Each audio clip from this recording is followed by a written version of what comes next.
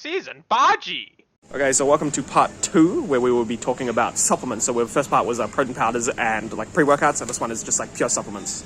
So we'll start. Same disclaimer as part 1. We're not health professionals. We really don't know what we're talking about. We just find this stuff we've done some low-key research. You know, second page of Google, not 10th page of Google sort of YouTube level. Sort of stuff. You know, we just find it interesting. So shall we? Do you want to maybe we could literally just start from the top and just go through? Or is there anything that interests you? Gummies, no, we've probably got lots of sugar.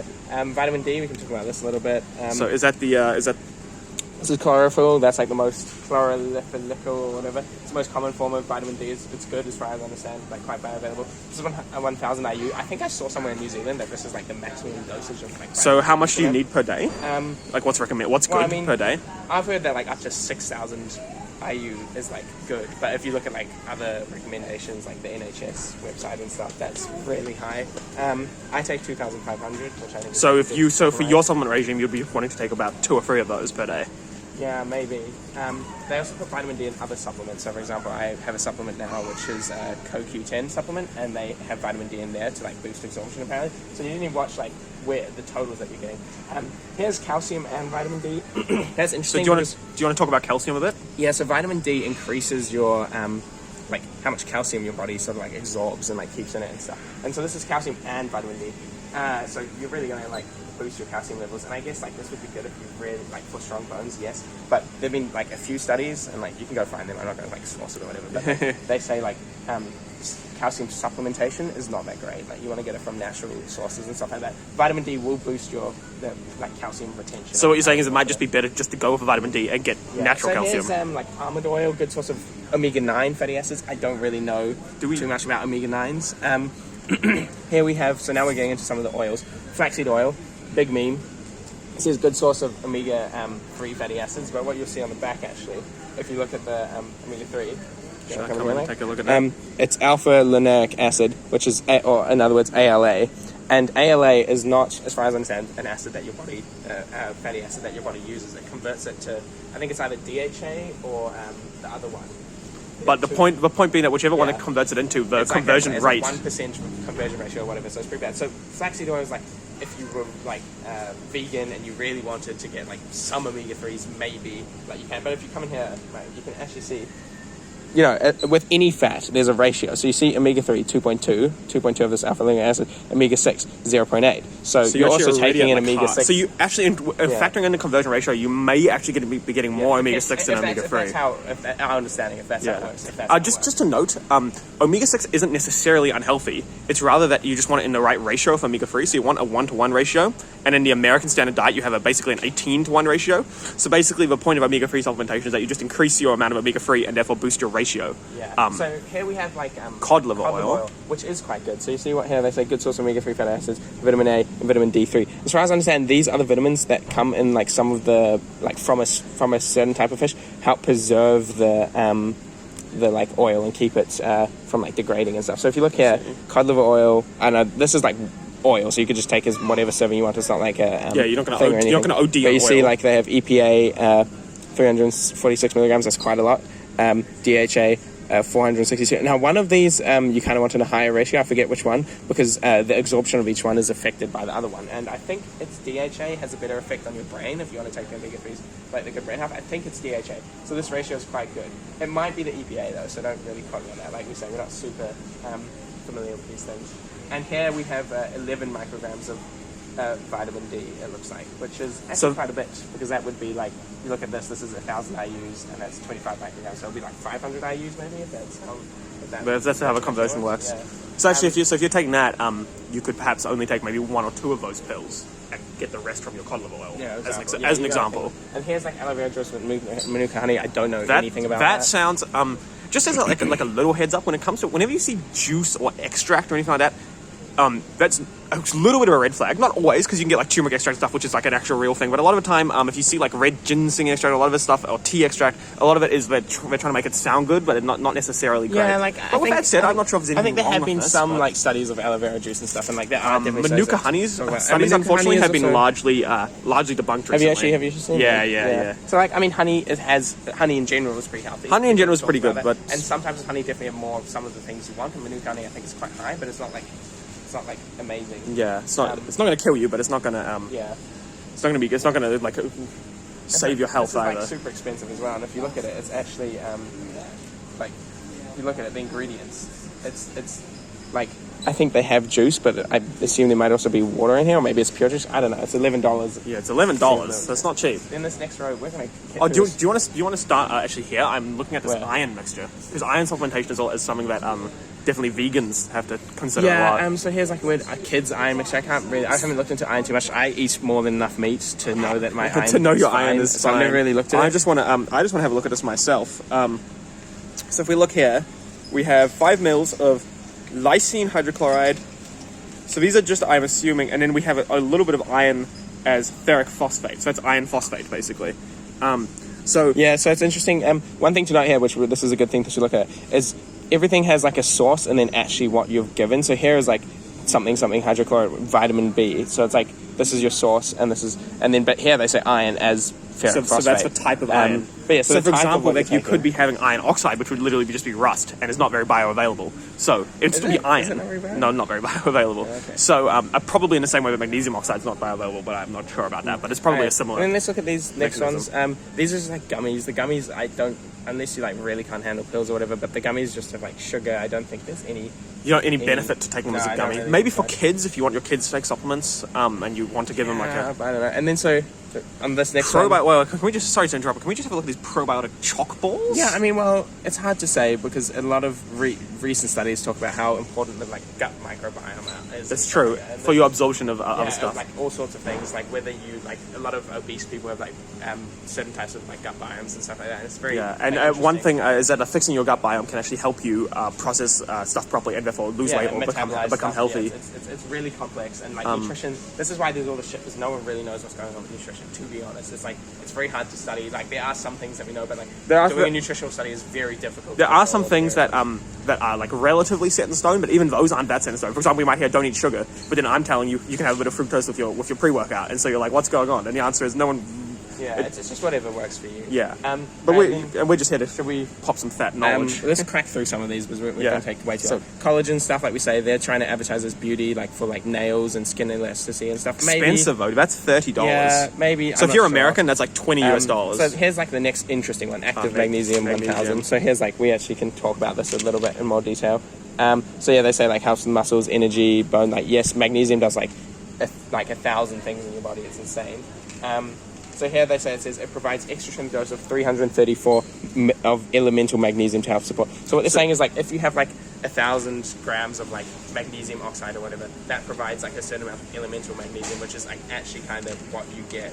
So for example, a big part of then it has bad bioavailability. Yeah, because when you talk about these things, there's magnesium oxide. Like some of it is magnesium, some of it is like it's oxide, oxygen. Yeah. And so you have a double whammy because say half of it was actually oxygen, and then only half of magnesium that's left is bioavailable. You're actually only left with like 250 milligrams. If you look at the back here, it's interesting because they have numerous forms of magnesium. So we have magnesium. See, this is what I was talking about. You have the like what it actually is, magnesium, and the source. So magnesium as phosphate phenhydrate.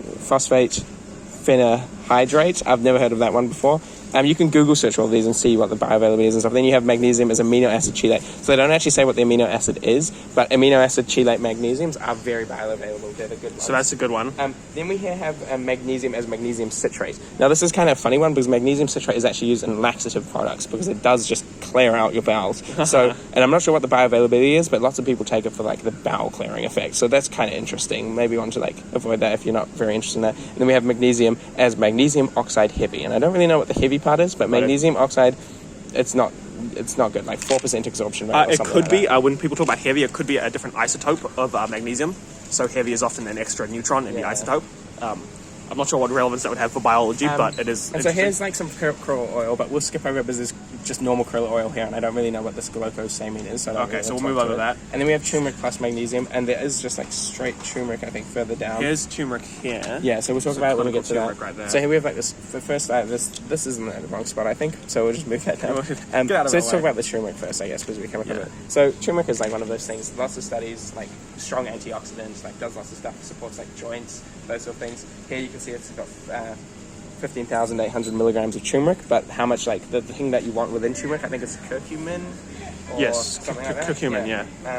And so you actually want to see how much of that you're getting. Yeah, so you always want to be aware that just because it has a big ingredient doesn't mean it has what you actually want in it. It's these things here. It's the curcuminoids. So standardized to 95%, 600 milligrams. So they say 15,800 sounds really large, but actually your active dose of the curcuminoids is the 600 here. And then you can see they've got some pepper nigrum, black pepper, advertises BioPrene, which is just all it is like a copyrighted version of black pepper. Just helps, as far as I understand, it like deactivates the liver or something, which helps the absorption of turmeric or something. Yeah, because I think the liver actually prevents the absorption. Yeah, and then you see it's got some other stuff here like turmeric. I don't know. Yeah, interesting. Yeah, that's the 15. That's the 15 grams. Yeah, that was on the front. 1500. Yeah. So should we just so 30 times stronger than regular turmeric? So they're probably doing some sort of like I don't know, like process to just make it like a higher dose of the curcumin. Yeah, well, probably what they're doing is they're just removing a bunch of the other stuff in the turmeric to try and like increase the ratio. And this is why when people say like, oh yes, you can just like take turmeric in your drink and stuff, yes you can, and like probably a pretty good way to like get some of this stuff. But how much of your dosage you're getting to actually get the effects? A lot of these things like vitamin D, turmeric, CoQ10, you need like quite a large dose to get a lot of the effects that are advertised. Even omega-3, like we're talking about the ratios. Think about most of these are probably like maybe a gram total if you of DHAs and ELAs. That would be pretty lucky if you got those, and that's like a gram if you think about how much other fats you eat in a day and you're trying to like balance out the ratios. Should we move on to the krill oil? Let's move on to krill oil. So krill oil is a very good form of omega-3 like fish oils. Very high ratio of omega-3. You see like 6 times stronger than fish oil. They're cool, but like the further down the food chain you get, sort of the better things are in terms of like concentration and like avoiding other things. And like krill is at the very bottom, I do believe. And so, yeah, the actual size, I guess, who cares? But yeah, healthy heart, healthy cholesterol, like those are all fat-related things. So shall we check out the ratios? That's always the important stuff when it comes to this thing. If you look here, this is actually quite a small dose. So you get half a gram of the krill oil, and of that, 90 grams are the actual omega-3s, the EPA and the DHA. So that seems like a really weird product. I would have suspected it to be way more than that, than the 90 milligrams. So that's a bit odd. But krill oil also has some other things in it. So it's like this, what they say here is you're just getting like these omega-3s. But unless they also contains vitamin E and like some other stuff. Krill oil has a lot of other things in it that help with like the absorption and like getting through to like your brain and stuff. But that does seem like a very small dosage of krill oil. For if we look here, this krill oil is $20, is it? Yeah, $20. Yeah. I think that's like this cod liver oil was like way. This cod liver oil here is $18. Yeah, 500 mils. So you gotta look at it, 500 mils. Each 5 mil serving. So what's 500 mils? That's what 100 servings. Yeah. Each 5 mil serving. If you look at the things here, the krill oil had 90 grams of omega-3s, and this has almost a gram. And it's got like way higher of the other ones as well. But you see the dosage is way high. Here you get 500 milligrams. Here you're getting 4.62 grams. So that's 4,600. Yeah, so it's like 8 times higher. But you see here, like, yeah, you're getting a lot more omega-3s. But what else is like in the remaining of that, like 4 grams, you know? Let's get cracking. So if you were deciding between those two, which one would you go for? It's hard to say. I wouldn't really want to take the oil form, so I would probably. You would just go for a pill just for the convenience. But yeah, okay, I'm sure you can get better ones. Shall we see if we can power through some of this stuff? Yeah, let's power through some more. So these are omega-3 gummies. I actually want to check that out. I know we said we were going to power through. That one's open. But omega-3 gummies. Do you want to just go through this one because that just interests me? Let's go through. Do they have ingredients? Never in my life have I heard of an omega-3 gummy. Yeah, they still have some ingredients in here: sucralose, glucose, gelatin, all the things that you would ascorbic acid, citric natural acid, colours and flavours. all the things you expect to see in a gummy, plus 114 milligrams of natural fish oil with 41, so even less than the krill oil, and really low amounts of DHA. And actually, if you look, omega-3 fatty acids 41, but these two do not add to 41. What, 25 plus 9 is not 41, right? So there might be another type of omega-3 acid. So there might be something else going on. A bit weird. Like I wouldn't take. And it's also very expensive. We just check out that price for you. That's $26. You have vitamin C. I haven't really looked into like vitamin C supplementation per se. As far as I understand, you get quite a lot of vitamin C in your diet if you're just eating. Assuming you're eating like a healthy, balanced diet. It's in spinach. It's in lots of vegetables. It's in lots of fruits. You know. So that's a probiotic. Like we don't know too much about probiotics, other than the fact that if it's a good probiotic, it is good. But we don't know how to tell you what it's an emerging area, like people drinking kombucha and having like kimchi and stuff. People aren't really like sure about it. Then we have a Keto Diet. This is just MCT oil. What's that? Medium chain triglycerides. These are like the like white bread of like keto. Like when you're fat adapted on keto, even if you're not a fatty acid, medium chain triglycerides give you energy very quickly. So compared to most fats, they take a while. So this is like if you're at the if you're keto and you're at the gym and you want something between sets, you take some MCT oil. Is that basically? Yes. And I'm not sure about the price and stuff, because I haven't really looked into it. And this looks like it's coconut MCT oil, but you can just get coconut fat, which has MCTs in it. Yeah. You know? And then now we're getting into like all these Barocca type products. Well, we do have one more. There's the keto diet thing. Yeah. So let's look at this. So let's check that out. Yeah. So apple cider vinegar, that's probably just to like help boost metabolism and digestion. Also probably, I think apple cider vinegar actually is a probiotic as well, but don't quote me on that. Also, carotene, I'm not too sure about that. I haven't heard too much about it. So carotene's in carrots, that's all I know. Yeah. If we look here, you're giving you potassium, which you definitely need. One of the things with keto flu is you're just dehydrated effectively, because you lose all your like what would you call it, salts, like so you lose your sodium and your potassium and just sodium. So yeah, there's salt in here, and there's potassium, which is good. Then there's medium chain triglycerides, L-carotene, which I'm not certain about, like I said, and apple cider vinegar. And how much do they want for that cheeky supplement? I think that's 60 servings, $20. So that's the last 2 months. So it's not super cheap, but if you feel like you're not bad. And then we're into these Barocca. Like we said, there's all these Barocca things, which I've never really. Do we want to just quickly check one out? As far as I understand, they're not like the greatest thing. So what's happening here is supports a daily high dose of B complex vitamins plus vitamin C, calcium, magnesium, and zinc. So it's just like a sort of like a multivitamin thing. But I think they have like sugar in them and stuff. I don't. Shall we check it out? Yeah. So if you can see here, they got all these vitamin Bs. It's just a bit shiny there. There we go. So they got all these vitamin Bs, which, as far as I'm aware, are quite good, I guess. Like, I haven't really listened to them too much. Vitamin C, like we said. Vitamin H, I've never actually. Folic acid, which I've heard like good things about. Calcium, I don't really think you need to supplement calcium, as far as I've seen. Magnesium is magnesium carbonate and magnesium sulfate dihydrate. So are those bioavailable magnesiums? Okay, I'm not certain. This magnesium carbonate, I've never heard of that. That might be like what makes it fizzy. Like, I actually do not know. And this magnesium sulfate dihydrate, that all that means is it's bonded to two hydrogens. Yeah. And then there's these small things can actually make big differences in terms of bioavailability. And plus, not only that, but if you look at magnesium, there's like a magnesium amino acid, like chelates or whatever. That just means it's bonded to amino acid. Usually they say it. Like, so for a while I've been taking magnesium biglycinate, which means magnesium 2 glycine molecules. And glycinate has other effects on the body, like relaxing the muscles and improving that blood flow to the extremities. I think it's just like quite calming. So you may as well get it alongside your magnesium. So you got to think but there are other amino acids that will have different effects on your body, like maybe pump you up a bit more, like help your brain and stuff like that. So it's quite interesting. Okay, do you want to cut it there and move on to like the next thing, which has a whole bunch of other stuff? So I hope you enjoyed part 2 of a supplement review, because there's so many supplements here. So yeah, I hope you had a good experience watching, and we'll catch you in the next video, where we will move on to this supplement fiesta, which is much of the same stuff. Yes. So yeah, we'll catch you in the next video. Have a great day. Season Baji.